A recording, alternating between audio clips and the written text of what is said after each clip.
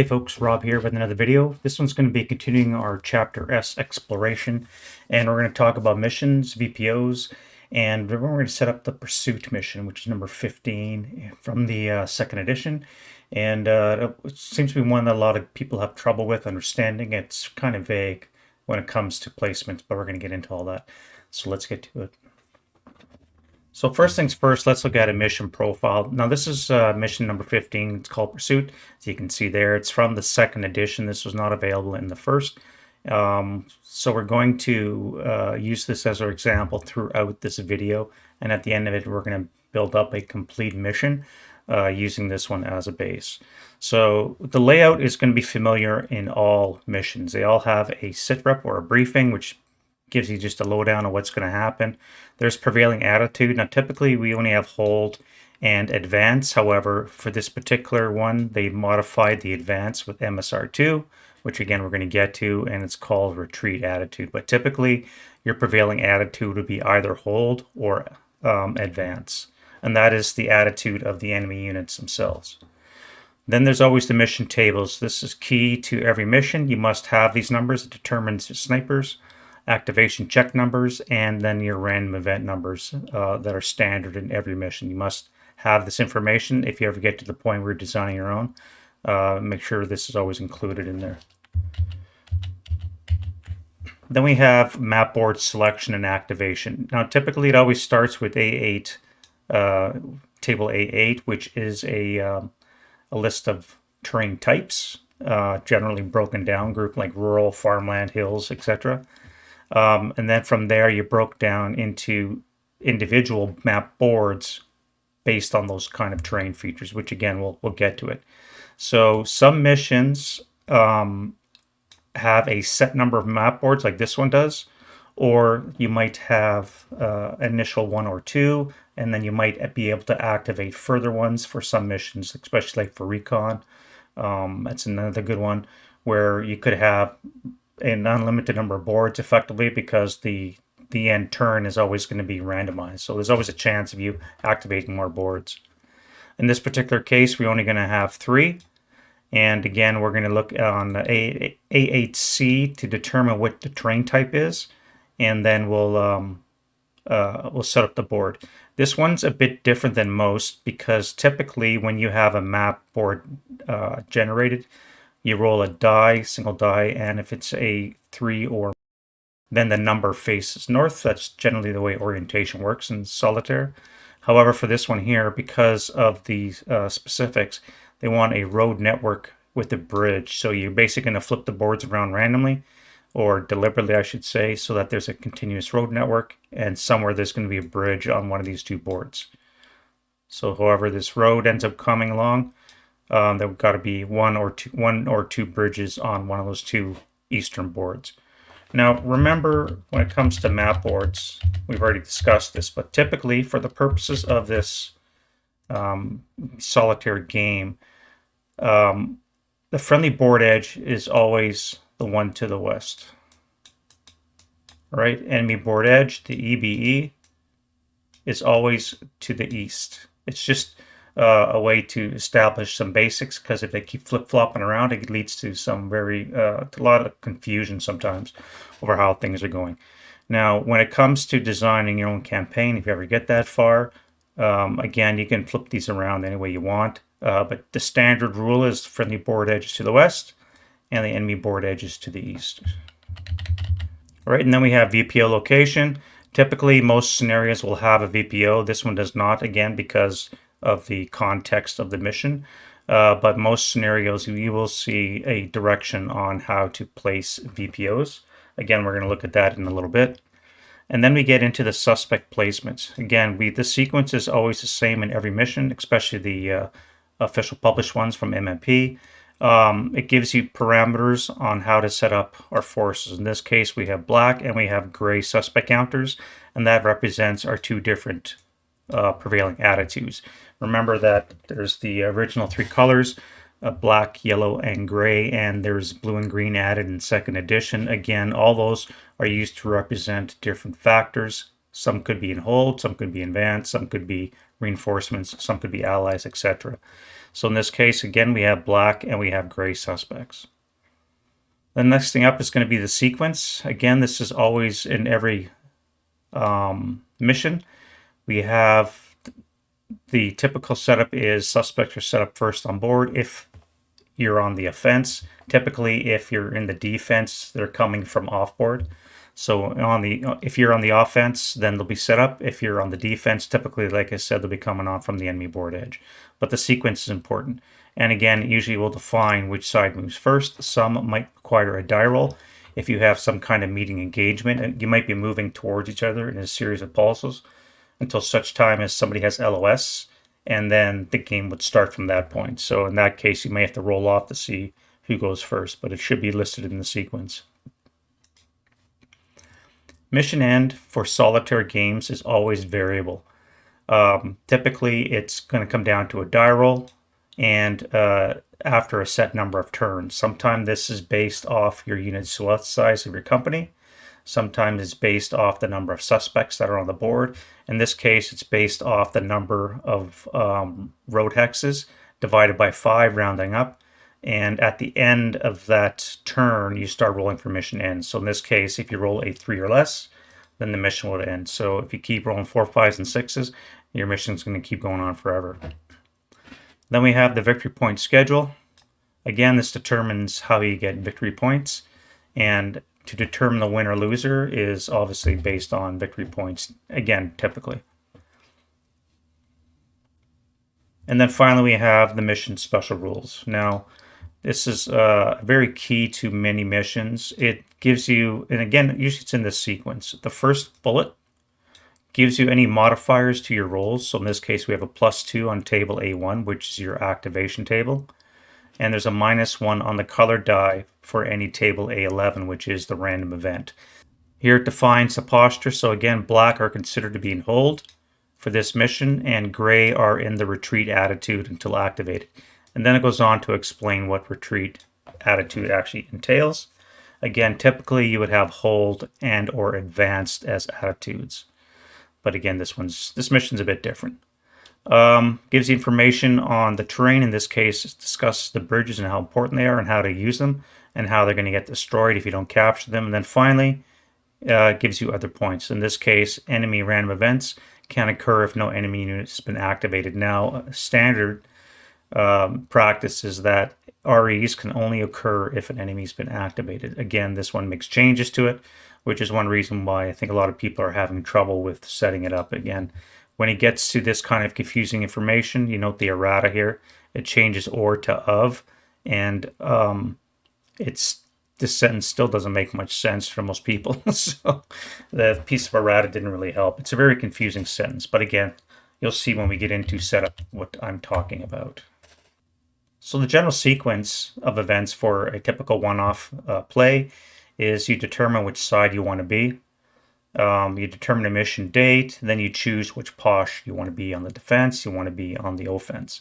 Once that's done, you can either pick manually one of these missions, or you could roll off if you just want to leave up the randomness and decide it that way. Note that any entry with a small superscript P means that it's possible partisan enemies. So if you don't want to play partisans, then you can just ignore it. And also this human wave one here, again, typically is only versus Russians or Chinese and Japanese. They're the only ones that can do human waves. So if you don't want to play against them as an enemy, then you obviously can't pick that one. Now, if you go to the Wayback Machine and you get this website right here, Showcase Nettins, this is from Rick Lubben. Most of it dates from prior to 2nd edition, but some of it is after. And he made up a lengthy list, this is only part of it, that has a chronology of war.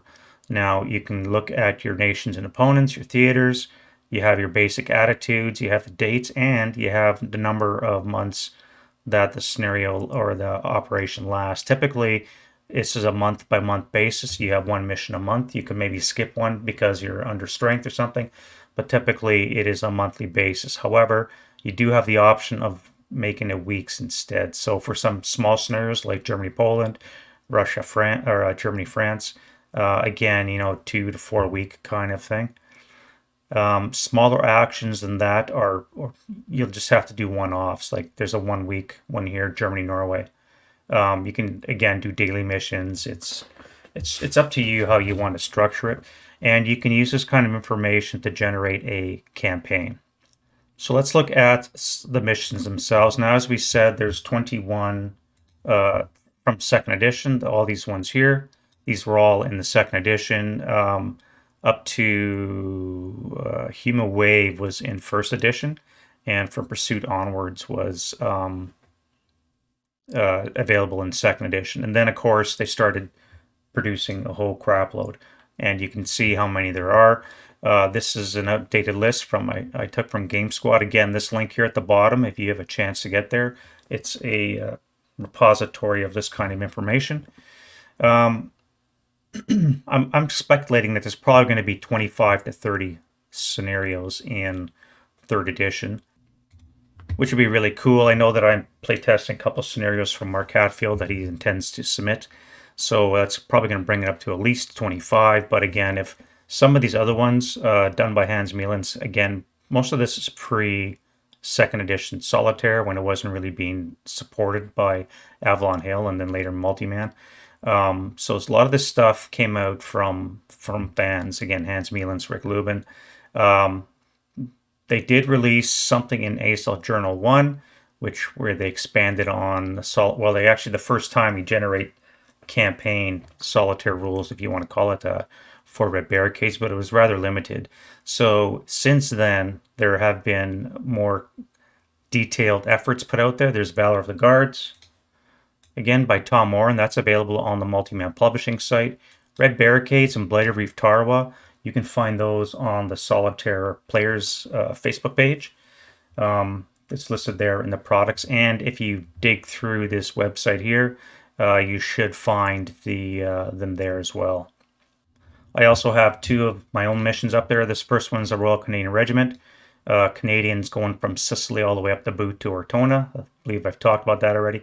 And I have one that's not listed here, but it's the 194th Infantry Regiment, a German unit of the 71st Division that went into France and then from there into Stalingrad and its eventual destruction. And then it carried on the campaign when it was reformed in 43 until its last destruction in 45, courtesy of the Russians. That's not on here, but again, if you go to this cool site on GameSquad, then it'll and again, it's a nice list of resources, including a lengthy list back in 2016 of all the different kinds of missions that are available and where you can get them. So there's some stuff you'll have to buy the magazines to get access to them. It'd be nice if they were a little bit more, if they were more available. And some of these are rather old magazines, so good luck trying to find them. But there's plenty of information on the web, including a couple of, in this case, custom or variants of Solitaire. This one is an all-tank one, so you can use a tank company, which is kind of cool, interesting. And then there's the Recon one where you use a more, it's a different kind of Solitaire campaign. Again, those are from 2016, and a lot of the links might be broken. However, if you always go to the Wayback Machine, if you find those web pages, like I said, the Rick Lubben site,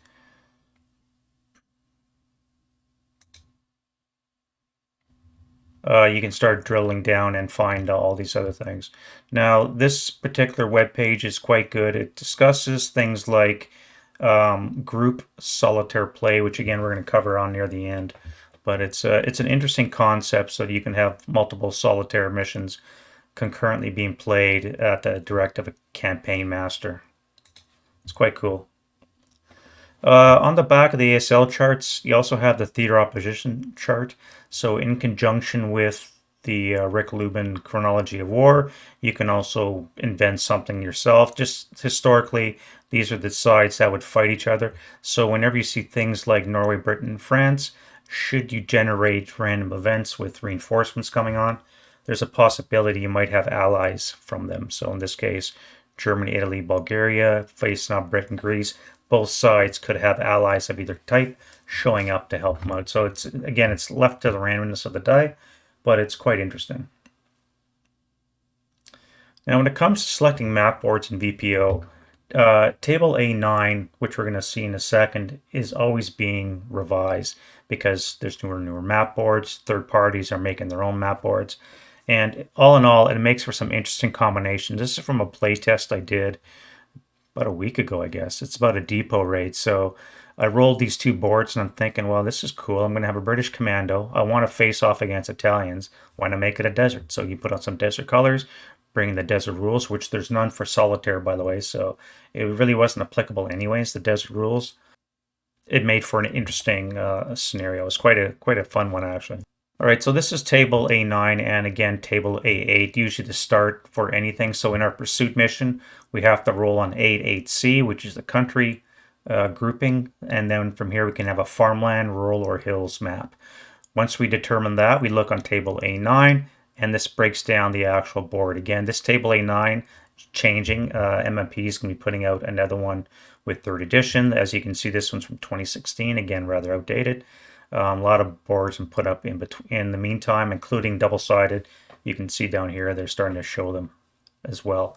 So yeah, you randomize which boards you have. Everything is left up to the dice. So let's talk about victory point objectives, or VPO. Again, usually it's required for most missions. Like any setup, you must be at least 3 hexes or more away from the friendly board edge, and any enemy unit in the VPO will treat it as an improved position, which basically means they won't leave it unless they're broken and you're adjacent and they have the route. So there are key points on the map that are usually worth the most points and usually determines the victor by capturing. Now, when it comes to destruction, usually inadvertently by blaze spreading, for example, the side not causing it is awarded VP, or the last side to control it. Now, kindling is NA versus VPO locations, just like in most scenarios. It's not going to be an easy way out to deny the enemy. You cannot deliberately destroy them, but they could, by accident, HE shells, what have you, or spreading blazes, be destroyed. Now, you never know the value of the VPO until the end of the mission, and it's variable. Usually it runs anywhere from 0 to 6 or 7 points. And again, that could be a make or break kind of roll. All right, so let's talk about suspect placement. Now, this is typically for suspects that are going to be on a hold, maybe an advanced attitude, but again, usually if it's advanced attitude, they're entering from off board. In any case, there's 5 cases to set up, with some missions having multiple options. You can see the 5 there. Now, regardless of the number of cases that you have to use, you can only ever have 2 suspects in a location. Again, the system will treat a hex with 2 suspects, or a location with 2 suspects, as overstacked, and therefore you will not be able to enter it with your moving units. And the same applies with setup. So you're only ever going to have 2 suspects, regardless if it's a VPO and all the other cases. Again, with most things, there's exceptions. So there's 3 in this case. Again, proximity to the friendly board edge, not within 3 hexes.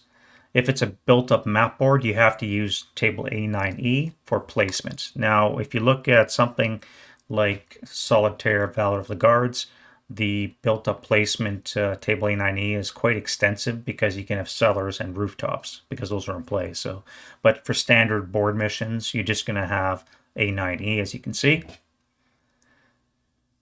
And any VPO hex will always have at least 1 location. Now, typically, when you roll on the built-up map suspect, say it's a 1-story building, and you only roll a 2, maybe a 5, typically you would not be putting a suspect there unless it's a VPO. If it's a VPO, you're always going to re-roll till you get a result. So every VPO hex will always have at least 1 suspect, even if it's a built-up map board. Now, for this purpose, again, row houses are considered separate buildings and only for that purpose. Some boards are marked with the W on the table A9, and those are woods map boards. Now, that can quickly lead to an abundance of suspects. So typically what happens is, depending on the setup, for example, if it was in 4-1B, you'd have to do a coordinate die roll-off. And so with woods map boards, you would also have to do an original die roll and have to be an odd number in order to place it in that hex. All right, when it comes to entering suspects for advanced attitude, basically they come on in one of two configurations, and it depends on obviously which way the north is on the map. In this case, we have it to the left, which means the enemy board edge is always to the east, so that's going to be up here. So we put our suspects down.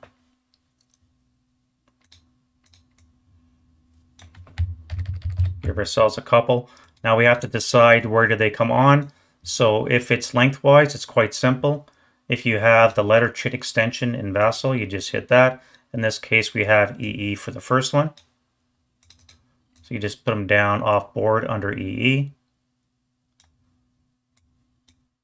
And so forth. So we got 4 to go. 1, 2, 3, 4. L, 0, A, and F, F.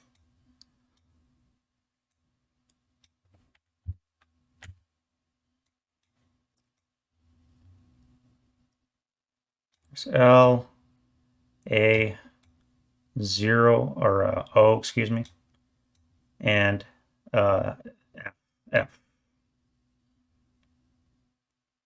All right. And during their movement phase, they just proceed to move just like we've already discussed. Now, when it comes to width-wise, say, for example, the map orientation is like that. That means that they're going to be coming on from this side here. So we'll take our same counters. Now we have to decide which board do we want to use. And so if you have more than one board, you randomize it, you roll 2 dice. The colored die will indicate based on your, however you break it up. So for this case, we'll use 1 to 3 will be the village board, and then 4 to 6 will be the woods board. We roll our die, and so we've got a woods board. Then we look at, or excuse me, the village board, and then we look at the white die to which we add +2. So that gives us a 3. So the first guy is coming on this board, coordinate number 3. Do it again for the next one. Each one's done separately. Again, we're going to be on the bottom board, and again, we're going to be on the 3rd hex. Now, if I roll another one and it also lands on the 1st hex, or excuse me, the 3rd hex, I will have to re-roll because remember the maximum is always going to be 2 suspects, regardless of method of setup. So for this one here, all right, we're in bottom board and it's coordinate 8. And then lastly, we have the north board, coordinate 5. So that's your 2 methods. You can enter in lengthwise using the letter chits A to GG, which again come in the game as well. So if you play this on a table, you can manually draw the chits, or you can roll dice for a side entry, or again, just add where one die is randomized between the boards and the other die determines the actual hex coordinate, adding a +2 to it. If it's only one board, then you don't have to worry about both dice. You just roll once and add 2 to the numbers. So in this case, we have 6.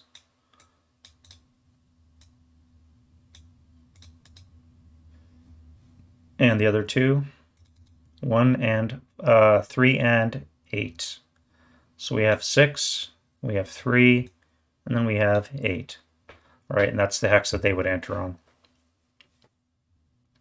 If it should come to a point where you have a board that has some kind of impassable terrain, like say a water board, for example, obviously you'd have to re-roll. You will not enter a prohibited location. So things like water obstacles and such will be avoided by the suspects. And if their only course is to enter through one, you just have to re-roll and ignore any result for that location. You can see the list of prohibited locations there. So if it comes to a FFE that's on the ground, they'll obviously not going to enter the blast area, known minefields. Again, if you have 2 or more, or if you have 2 suspects already in the location, they will not enter. There is an opportunity to overstack. It will happen in the course of action sometimes. However, deliberately, they will not enter that kind of location.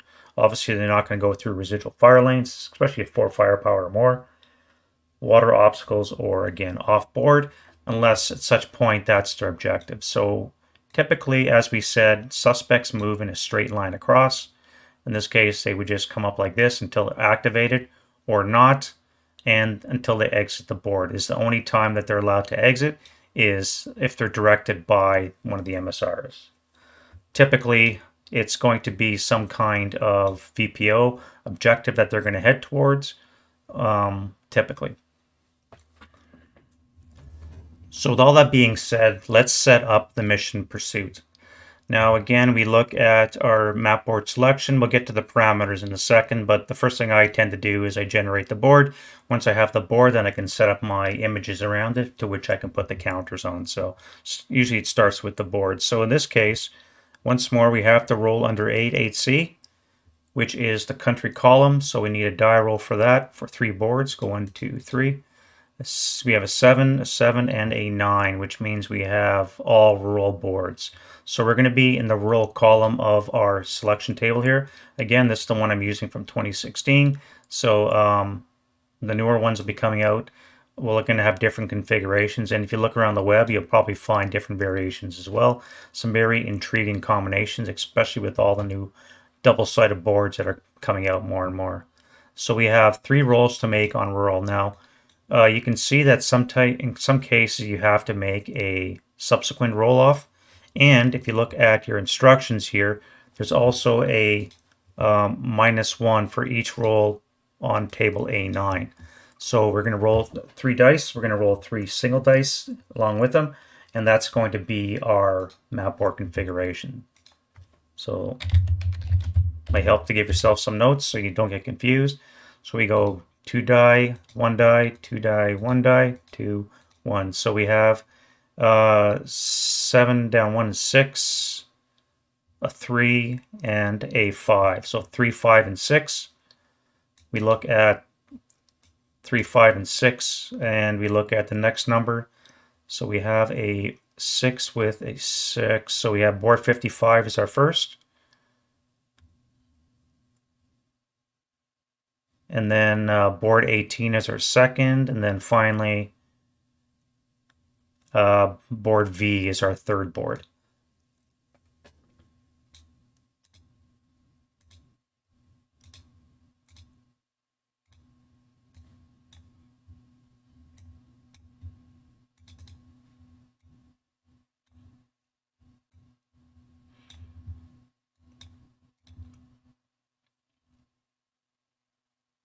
Right, first off, we said we had 6. 6 was, oh wait, I was wrong. That's board 72.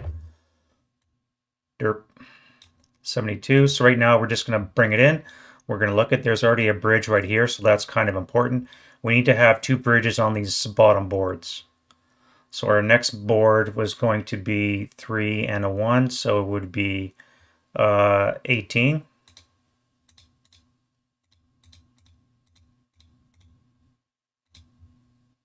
All right, we've got another bridge over here.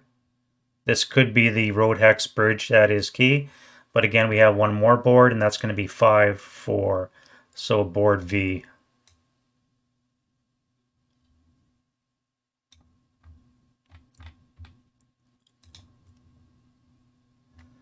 All right, so we do have a continuous road network that we can generate. Actually, no, we don't. This one here will not work. So you look at your boards, and you have to have, oh yeah, I will, okay.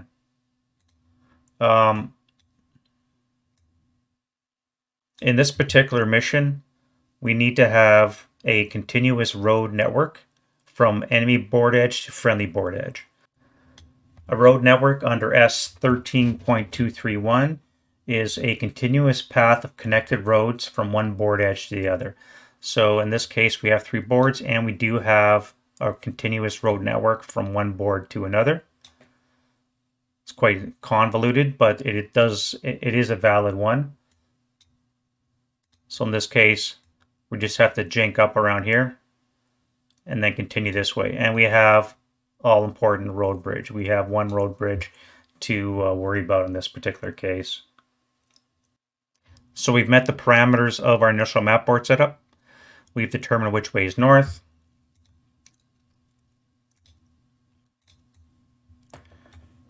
Right, north will be that way.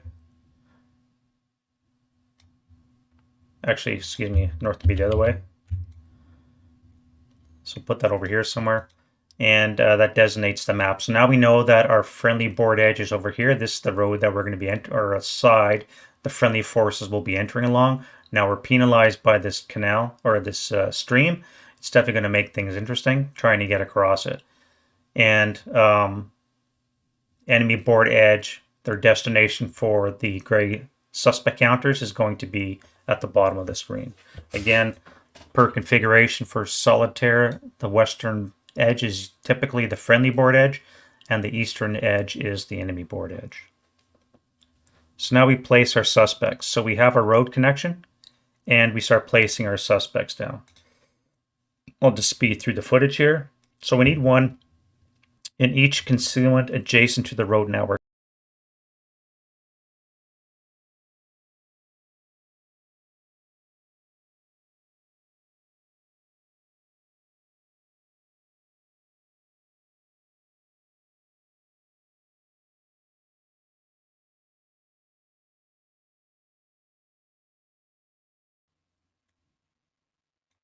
One, two, three, four, five, six. All right, there we go. So that's our suspect counts. Now you can see this is quite dense. Your friendly forces will be setting up over here on the friendly board edge, and they would be waltzing their way through all of this. So first things first, let's determine the depth of the stream. So that's done in Chapter B, right? We have flooded, deep, shallow, or dry. So hopefully it's dry for the sake of the German. Of course it's a 1, which means it's flooded. Great. So we can go into our terrain SSR, and we can change our water level. Flooded. Great. So we just made our life impassable. Now, because we're flooded, we only have really this hex here. We can possibly get around the stream. And aside from that, we have a bridge that's covered by enemy. Now, when it comes to bridges, you can see this mission is probably doomed to failure. This is where your MSRs come into play.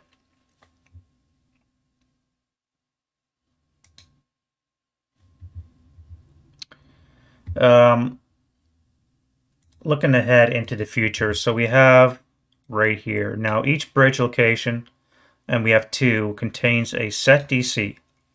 And the first enemy fire phase after no grave remain on the road west of that bridge, there's going to be an enemy assault engineer half squad showing up who's going to blow the bridge. He'll be within 3 to 6 hexes, and he'll detonate the DC in its first action. So what that means for our little map is that we have to, on the first turn, friendly forces move in. Then it's going to be the enemy turn 1, and the first thing the suspect's going to do is start moving. So he's going to be off the board, or I should say 1 hex further up, at which point we're going to have an enemy half squad engineer.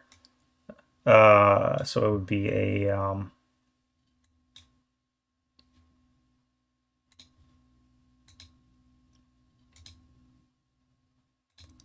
Russian 328 is going to show up somewhere in concealable terrain, 3 hexes to 6 hexes away, with line of sight to the bridge. So let's put him here, and he's going to blow it and blow the bridge. With the bridge gone, it's a flooded stream. You'll not be able to cross. So this mission is doomed to failure. So let's... this is the kind of situation you might run into. So again, this guy will be back here. This mission is unwinnable because you have to get VP. If you look at our schedule for VP, both sides get for VP casualty earned. Once this bridge is blown, you're only going to be able to kill things you can see on this side of the river. Now, you're going to get... The enemy is going to get 1 VP for every gray hex, every gray counter that is going to exit the board. And we have 1, 2, 3, 4, 5, 6, 7, 8, 9, 10, 11, 12, 13, 14, 15, 16, 17. That's 17 VP. Plus, he's going to deny us getting 10 VP of capturing this bridge. So we basically have one recourse, and that's to charge our units onto this location and attempt in the defensive fire phase, I suppose, to try and find the DC and remove it. Nigh impossible because we have all this activation. Potentially, it's going to blast you as you try and come along the road. So I would say this mission would be unwinnable. You may just want to save yourself the grief and reroll. We can also re-roll this board here, which I think is what we're going to do. So let's do that. We'll make it more manageable. We'll get rid of this.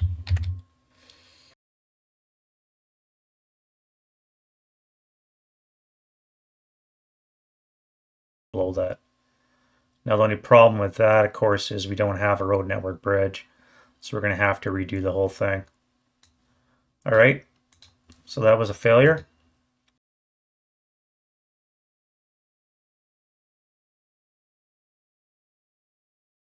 Let's try it again. So we have 3 boards. Before I do that, I have to roll.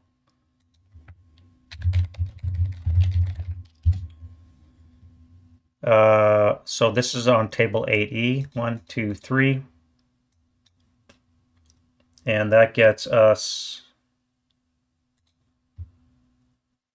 we have an 8, a 6, and an 8. So again, 1 farmland surrounded by rural. So rural on either end of the farmland. All right, so now we can do table A9. One of these, one of these, one of these, one of these, one of these, one of these. So we have 7 with 1, 6 with 1, and 3 with 3. What does that get us? All right, 7 with 1.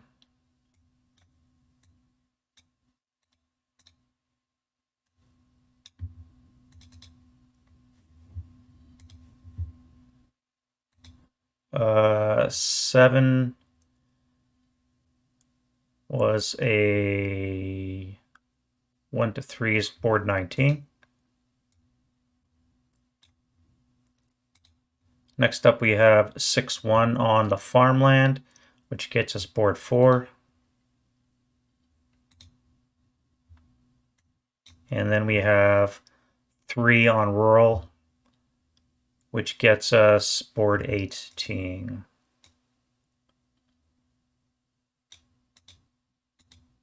We do get a bridge. Nice. All right, let's see what it looks like. Do we have a continuous road network? Yes, we do. It comes all the way around, jigs over to the end, comes back this way, but it does not connect to our road bridge. So therefore we have to re-roll. Now we re-roll, and this is part of the setup as well. Re-roll starting with the board close to the enemy board edge until a road network bridge exists.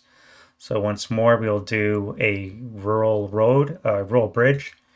So that'll be a 6 with a 6.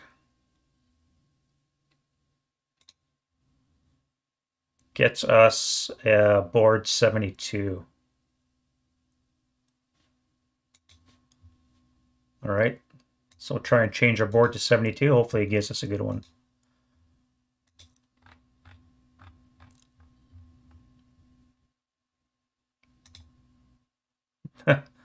That's right, our friendly little board. All right. Well, this will be fun. This one's a little bit better. There's only the one bridge, which is going to be worth a lot of VP, and there's a lot of open ground, which means there's not going to be very much concealment, or I should say suspect counters here.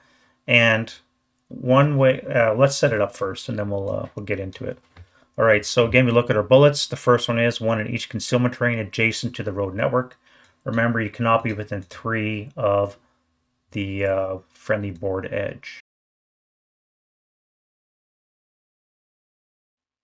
Now we have a level here, so we do have to put it down. Because this is not a built-up map board, we do not roll on the A9E built up Mapboard table. We just put one in each level.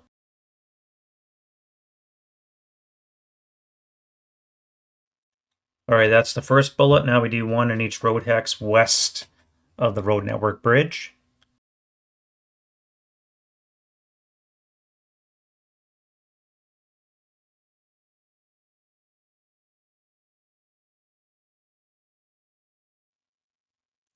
And remember, we cannot be within 3 whole hexes of any offboard hex. So that's it for that.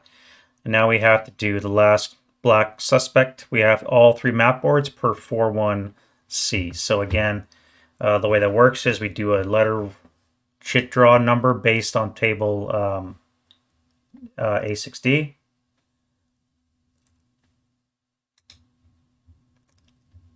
So for the top board, we have a survey says we have 1. Great, that's not too bad. All right, so letter chit, add 2 to this, so it's going to be N3, which is good because it's right near the our edge, which means that we're not going to have a lot of suspects. So we need N3 right here. And then we do a radius. We have a 5 on table F, gives us a radius of 2, which basically means none of these hexes are going to have anything because it's too close to the enemy. So that's really good. Second board, again, A6D.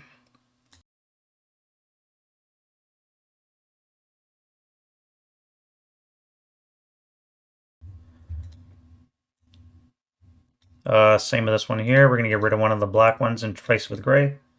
Gray is the important ones. They're the ones that are actually retreating. That's why I'm treating them as more important. All right, and there we go. So this setup works. We've met the conditions of our suspect placement for all 4 bullets. And now we can look at the rest of the mission. So sequence-wise, we just did this. We set up the suspects on each map board. Now we put up our friendly units.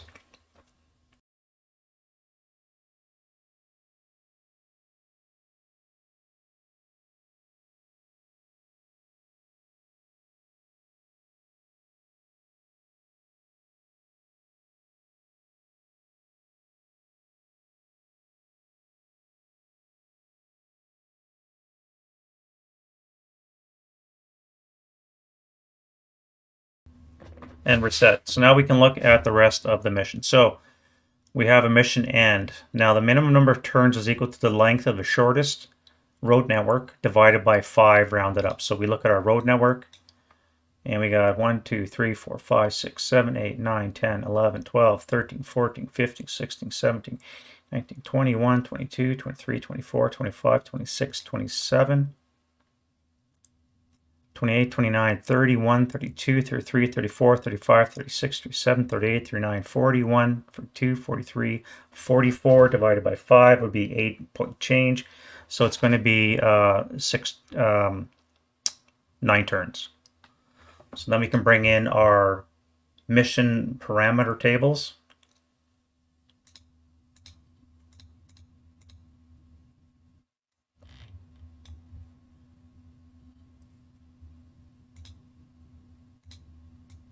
All right, so we're possibly going to end on turn 9. We have REs to calculate. We have an activation check number to activate. And we also have all those other kinds of things. So SASL's really good with having all this stuff. We have an AC track. We have an RE track. Alternatively, you could always use the, assuming you have the extension installed, you can have a little campaign roster table like this. So everything's nicely here. Here you can modify the numbers. Here you can change the attitude, etc. And it gives you your nice applicable stuff. So we're going to use that. We'll just keep the turn record there. All right, so we look at our mission parameters. Once more, we have enemy sand and the friendly sand. So we need 2 dice for each.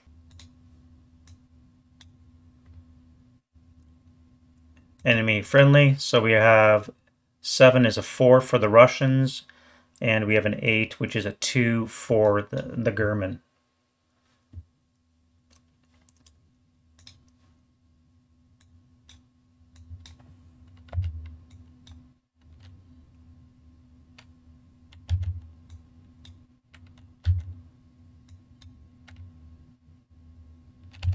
Now, your ELR is always based off of your off Chapter H rules, right? We look at our ELR chart. We're in June 41, and Russians have an ELR of 2. Germans have one of 3. All right, so they're not going to have any booby traps. And we start filling in the rest of our parameters. Now we have the activation, the all-important activation. Again, I consider this one of the more important ones. Is it going to be a 2 or a 3? We are lucky we have an activation number of 2. Now, why is that lucky? The looking at the parameters that we have for activation, we have no VPO, scratch that. We have hardly any stone buildings, can probably scratch that. It's all ground level except for those individual cases that are in the level 1. So maybe when we get to that, and this is the only one that's really going to apply. Is going to be a -1 if there's an already activated unit. So a 3 or less will probably end up activating, and a 4 plus, barring these ones up here on upper levels, will probably be nothing. Now, the reason why we want that low is because we don't want to activate too many units more than we can handle. Again, this is part of gaming the system. So when I plot my tactics and how I'm going to tackle this mission, we haven't even talked about the VP yet. I'm already thinking, all right, activation of 2. We've only got the one suspect here, and I want to bust concealment on these guys as soon as possible. The more of these gray ones I can stop from getting off the board, the more victory points I will save the enemy. So let's look at the VP schedule. So again, VP for casualty earned. So we've got to be careful we don't lose too much.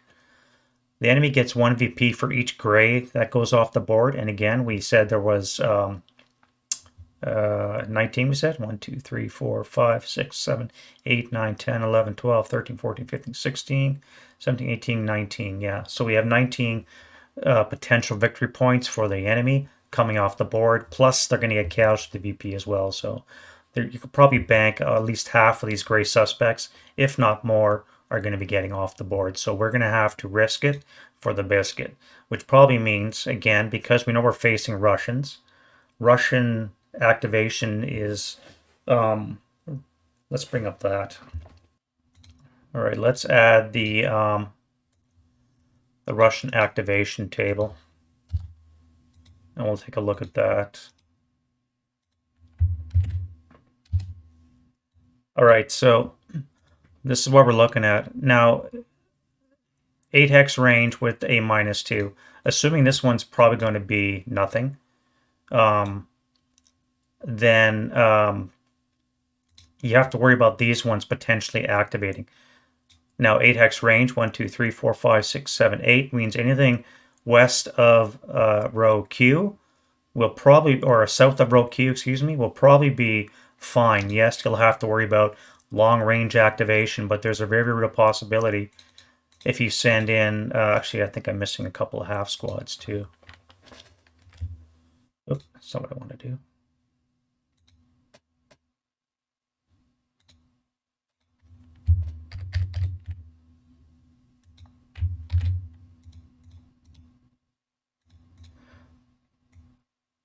What you're probably going to want to do is you're going to use your half squads as scouts. So your first one's probably going to come into this without even using any kind of assault movement. He's going to activate this one. Hopefully it turns out to be nothing. Well, that sucks because it is, which complicates things now. But if you assume that on average this is probably going to be nothing, again, a 1 or a 2 because our AC is so low, we've just cleared the way for all these troops to CX and get down as far as possible. Yes, you'll have to worry about being shot up, but again, I feel it's very important that you get in front of these grays as much as possible, because on the subsequent turn 1 enemy phase, the first thing these guys are going to do is they're going to start leaving the board. 1, 2, 3, 4, 5, 6. Road bonus gets them the other one. 1, 2, 3, 4, 5, 6, 7. 1, 2, 3, 4, 5, 6, 7. You can see what's happening here. Most of these grays are going to be gone, and that's going to be 19 victory points for the enemy, unless you can activate these last couple here. Now, the only way for you to make up that kind of activity is if you are aggressive in taking out these black ones. So again, this now penalizes us with having a low AC because we may end up just dispersing all these as much as possible. And if we do not have 19 VP worth of kills, the enemy is going to win. So it's a very difficult one. Not to mention, they're also going to blow the bridge, likely, unless we can get there before this last gray gets there. Which, again, given the terrain you have to fight through, it's feasible, but I don't see it happening because again, your units are going to be gone. So let's continue moving the grays here. 2, 3, 4, 5, 6, 7.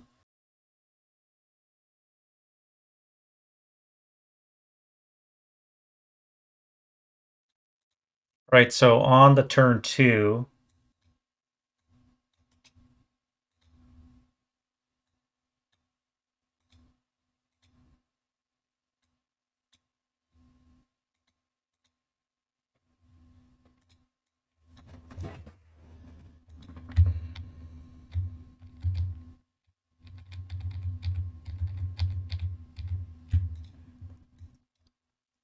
so actually that would have been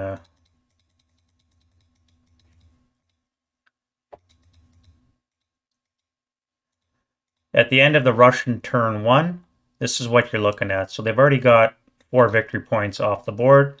Most of these grays are going to be gone. You're not going to be able to activate them. So again, you're looking at 19 VP for the enemy right off the bat. All right, so that's why having an AC of 2 is good, because most of your suspects will not activate. However, the problem is if this guy activates, he's going to slow everything down. You're going to have, again, like we said, 19 gray suspects exiting the board, and then you're going to have to kill a lot. So an AC2 will probably see a lot of this not activate, disappear, which just forces you to be a little bit more aggressive and try and eradicate as much black suspects as possible. Now, you're probably going to be, in this particular example, I would have no qualms CXing, send in your first dude. You can even move as a stack. That's what I would do, but I'm paranoid and crazy that way. I'm crazy that way. Assuming I set up on the road here, I can CX 1, 2, 3, 4, 5, 8. And all I have to worry about is a long range activation from here. So let's do that. Do I get a snake eyes? What about the next hex? Nope. And I'm in the free clear. Then I can advance to here. I still cannot see anything, but I'm now in a position for my turn 2. Lubben phase. Again, I cannot see X. Now I have to 1, 2, 3, 4, 5, 6. I can advance to 7. I'm still going to be out of line of sight. Damn tree is in the way, which means more suspects are going to be gone. Yeah, there's no way that you're going to be able to catch them. 1, 2, 3, 4, 5, 6, 7. CXing to there. Advance to here. Yeah. You can war game your scenario however you like it. This is what you would be doing anyway. It's just part of your normal tactics, so nothing I did here wouldn't be done. In this particular case, for this mission pursuit, it's going to be very difficult for the Germans to win. At any rate, we have to finish rolling the rest of our parameters, so we have RE numbers. So we have single dice for the Russians, and then the Germans. So 5 and a 2, so they have a 3-4, and we have a 4-5. Not too bad.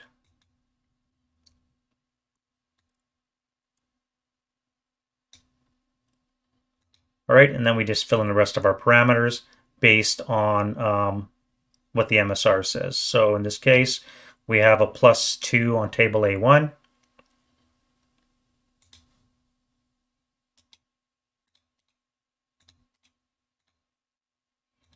And there's a -1 on the colored die on table A11.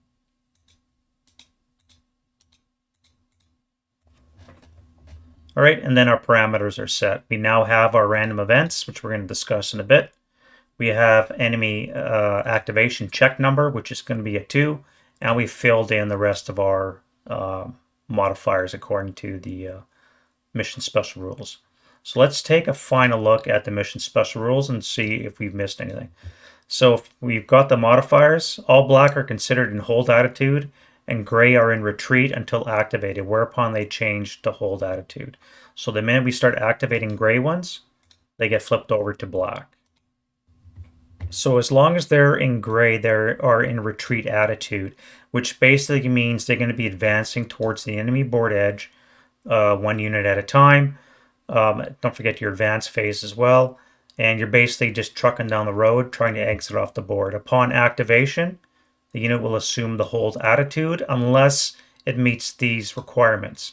So if it's an unarmed and unarmored vehicle, or transporting guns, etc., then they will continue off board. If you start to generate units from those retreat attitude ones, any support weapons will be dismantled if possible, and any guns activated outside can be towed with the vehicle as well. So again, you just read through the retreat attitude and you'll see everything that's possible. As well, you're always going to use the shortest possible route to exit along the enemy board edge, using road movement if possible. So they're just going to be trucking down the road and exiting. And then finally, the last bullet, units closest to the enemy board edge move first, just as you saw me do. So again, you start from here, you work these guys off, and then the next one, so forth. Second last is, again, the bridges. Each bridge location contains a set DC. So the minute this last gray counter is east of this bridge, whichever one that is, whichever one is the last one you activated. Say you activate these ones through some miracle of quick moving. We'll make those guys black. This guy is the last one, say in 1, 2, 3, 4, 5, 7, 8, 9, 10, 11, 12, 13, 14, 15, 16, 17.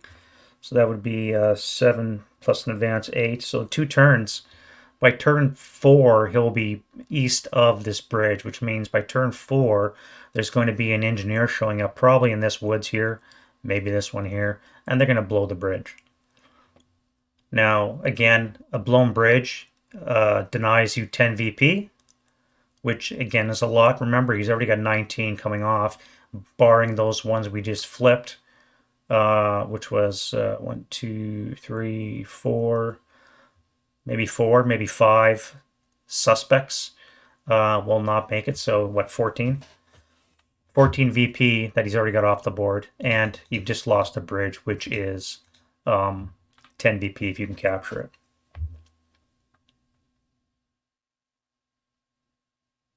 And that long and exhaustive speeded up footage is how you basically set up for the mission of pursuit. All right, so let's continue on with the rest of this presentation. It's probably going to be dragging on long enough. Campaign Solitaire ASL. It's designed for campaign play. It's designed for you to generate a series of missions to run as a campaign where you see your company develop from first lines, maybe second line, depending on the quality of troops, all the way up to a lot of elites and higher ranking leaders. And you can make, like, again, it's almost like a role-playing aspect to it, where you take your company through the war. Now, you can also look online. There's plenty of examples. I've already alluded to the 2 that I've done. But if you're looking at actual historical modules and campaign play, Valor of the Guards, Red Barricades, and Bloody Reef Tarawa have all been done with a set of rules that lets you play the campaign games. Now, I haven't seen Bloody Reef Tarawa yet. I haven't even tried it yet. I'm hoping to get my hands on an eBay copy, but it's ridiculous. So we'll see how that goes. But Tom Moran's Valor of the Guards is available on the MMP website under resources, and Jorgen Holmquist is on the Solitaire Players group on Facebook. You can also find the link because he let me post them on GameSquad at that link there. Finally, you can use your own, do up your own research, make up your own company like I did, and try and find some sources, and then you can generate an actual campaign that likely the troops would have experienced.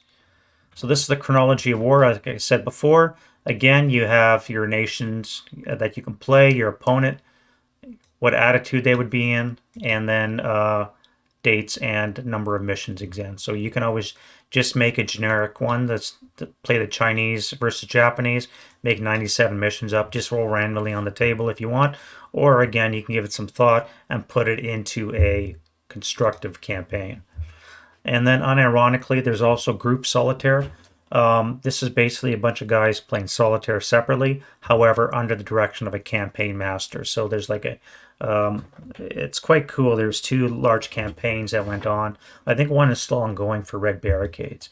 But in essence, you have a command staff which issues orders to you, the company commander, for you to execute your missions, and then results get tabulated and certain things can happen. So if you look for group Solitaire ASL online, again, GameSquad's a good starting point, and Rick Lubben's Wayback Machine site. It's unfortunately the link is broken now. You have to go to the Wayback Machine, but lots of information if you want to be involved in that. Again, GameSquad is probably a good go-to. All right, finally, let's look at random events. So random events are just another thing that could throw a wrench into the works, or it could be a saving grace for you depending on what you get. As an inherent part of the wind change die roll, when you roll your wind change with the color die, you may modify it or not depending on the MSR, but you count it as 10s. The white die, you roll that and count it as a 1. So for example, if we look here, in this case, our pursuit mission, the enemy had an RE with 3-4. I rolled a 3, which means he does have an RE. So now we can roll actually on an RE number. Gives us a 33. So we look at 33, and this is what happens. Enemy harassing FFE comes down. Again, we're going to go into the specific actions later on. Not in this lesson. It's already been on long enough. But again, as part of the wind change die roll, you when you make your roll, you look to see if it matches your RE numbers for that side. If it does, then you make a subsequent RE die roll and cross-reference it on the table. Just remember the color die is treated as 10s, which may be modified plus or minus 1, depending on the MSR, and the white die is rated as 1s. Now there's some REs, like this one here, number 34, it's got the asterisk. Those will only occur once per mission, and again, depending on what it is, again, you can only do it once per mission, so just bear that in mind. The enemy always uses A11 tables. You use your generation tables on the back. So if you look at that, so if you look at our German generation table on the back, we have an RE, and it's again exactly the same. You have a range of numbers anywhere from 01 to 76, because remember, you can add a plus or minus 1 to the color die, and you get the appropriate results. And every nation has their own random event table as well. Partisans will always use P9, so again on the back, the partisan generation table, you'll see those random events. We'll use an X9, which just replaces the X with the nation designation.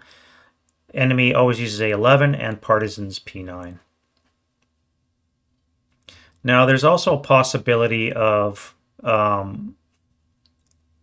allied events, allies showing up.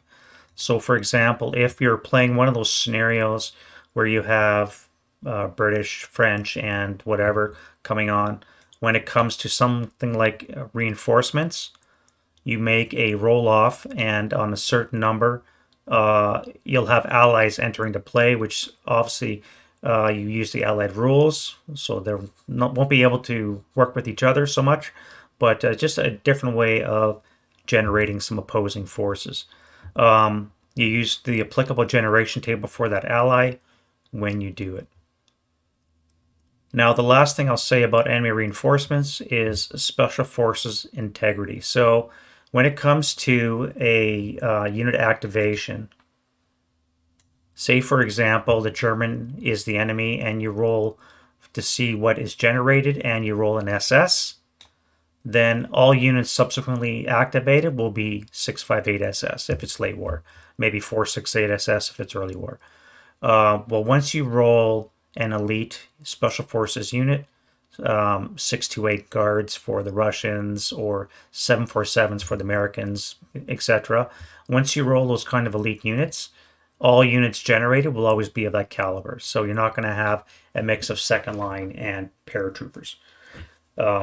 And it works vice versa. So if the first unit you were to activate was a 467, you'll never generate any SS because you're not going to have, unless it's 467 SS, but your typical Wehrmacht 467 will not be working with the 658 in a solitaire mission. Again, typically. And that is a lot. Now, a lot of that footage I sped up on the place and the suspects, but I wanted to walk you through the mission card, what it looks like, actual setting up a pursuit mission, and figuring out how VPO worked. And then lastly, we touched on random events. Yeah, so hopefully, again, it wasn't too much. All I can say is get a mission out, maybe the pursuit one, and just follow along. SASL is a good tool for that. You can just quickly set everything up, change your map boards, etc., and play around with it. Don't be intimidated by it. If you have questions on the rules, again, use the comments down below, and or go to GameSquad. Again, that's where I like to use. Some guys like Facebook. There's also Discord, and post your questions there. And there's a lot of professionals kicking about that will be able to answer your questions. So unedited, this video is about 2 hours. Hopefully I can get it down to an hour. We'll let you know. Well, you'll see it when you see it. And we'll see you guys in the next video. Bye-bye.